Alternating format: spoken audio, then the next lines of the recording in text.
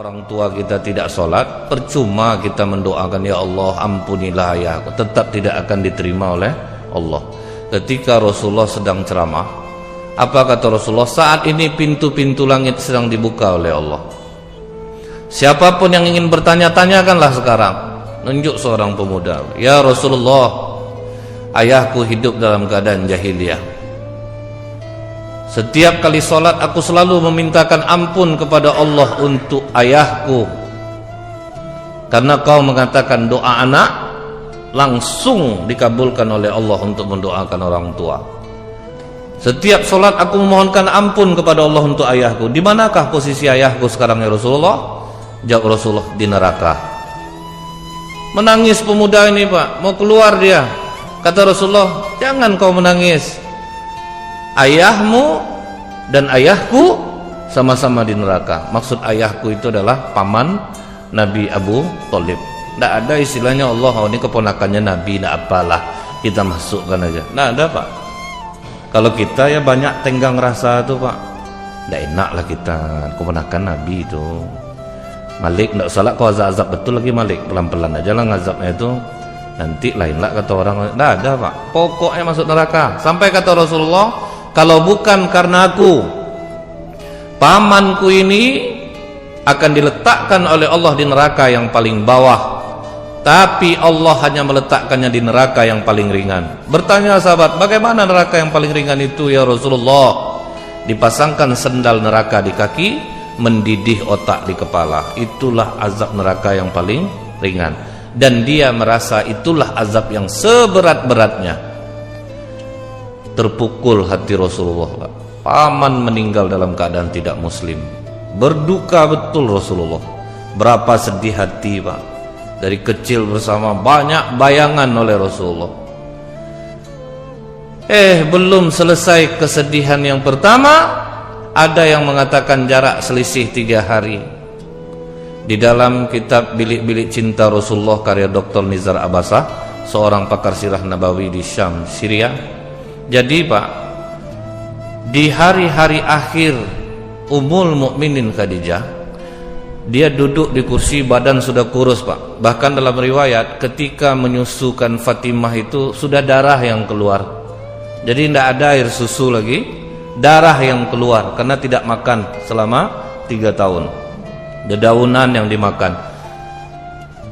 Kebiasaan Ummul Mukminin Khadijah itu Bu, kalau Rasulullah pulang, dia berdiri menyambutnya. Ini yang tidak dilakukan istri sekarang Pak. Jujur Bapak Pak, ada enggak Pak?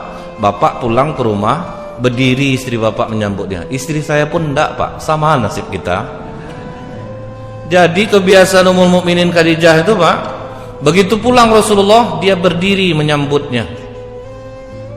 Nah waktu hari-hari terakhir Ummul Mukminin Khadijah itu Pak, dia mau berdiri menyambut Rasulullah, tapi badan sudah ringkih Pak. Udah menggigil, tidak sanggup lagi untuk tegak.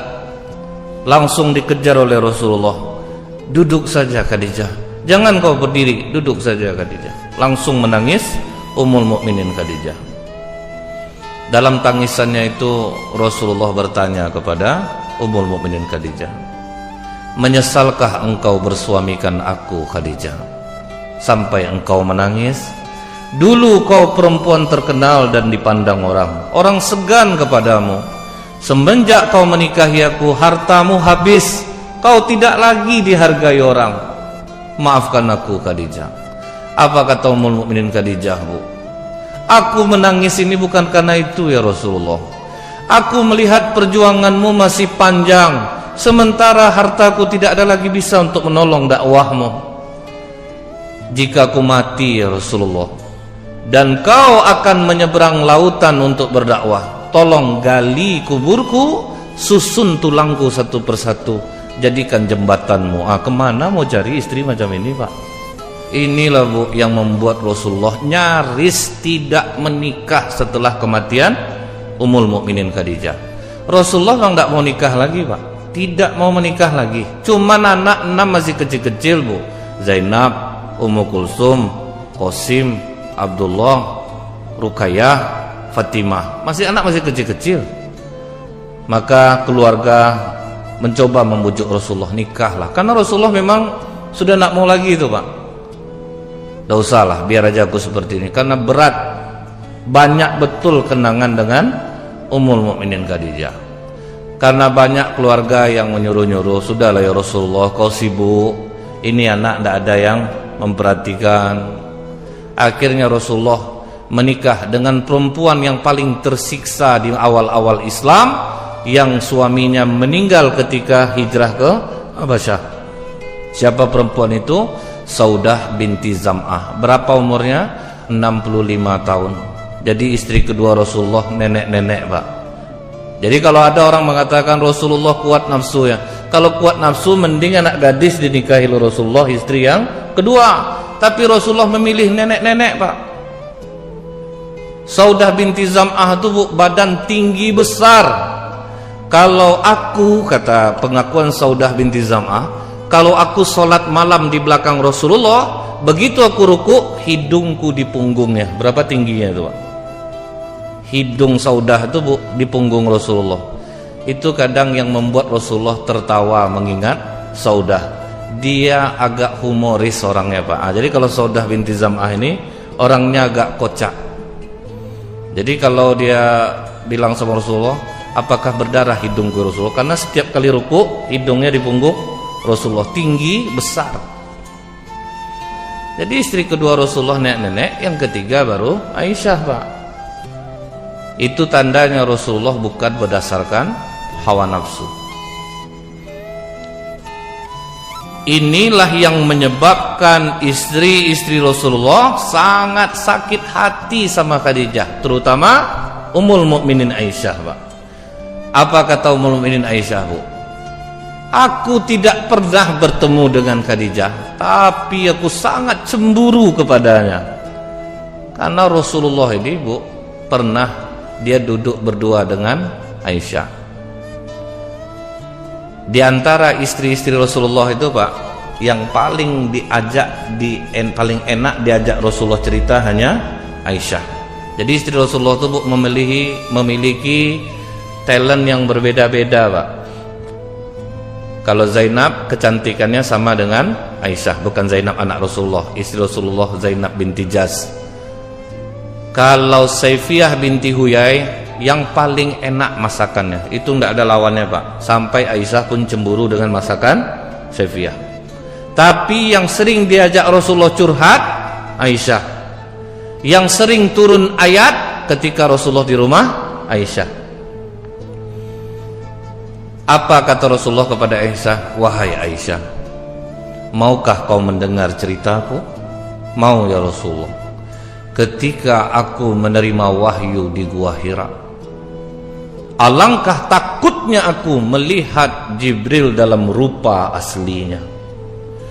Menggigil aku Aisyah, lari aku dari atas bukit itu, pulang ke rumah. Aku berteriak di luar rumah, selimuti aku, selimuti aku. Selimut tidak ada. Khadijah langsung memelukku Aisyah. Tentram hati aku rasa. Sakit hati Aisyah, Pak. Jadi dalam hadis ini, Bu, posisi kepala Rasulullah menyandar, langsung Aisyah melepaskan. Udahlah tua. Gitulah kira-kira, Pak. Itu aja cerita Khadijah.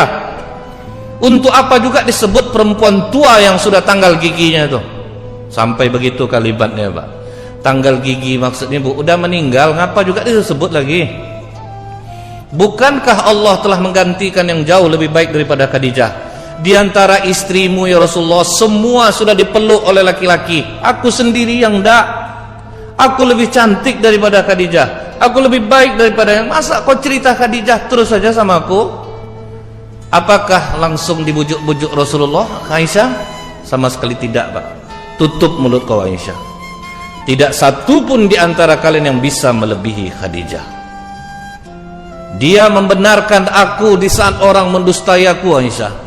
Dia bantu aku dengan hartanya di saat orang tidak ada membantu aku. Jadi tutup mulut kau, jangan kau ngomong soal itu. Seperti itu untuk Khadijah. Dibela, Pak. Nah, jadi Bu, itulah sayang Rasulullah kepada pamannya, kepada Ummul Mukminin Khadijah. Inilah yang disebut dengan tahun kesedihan, Pak.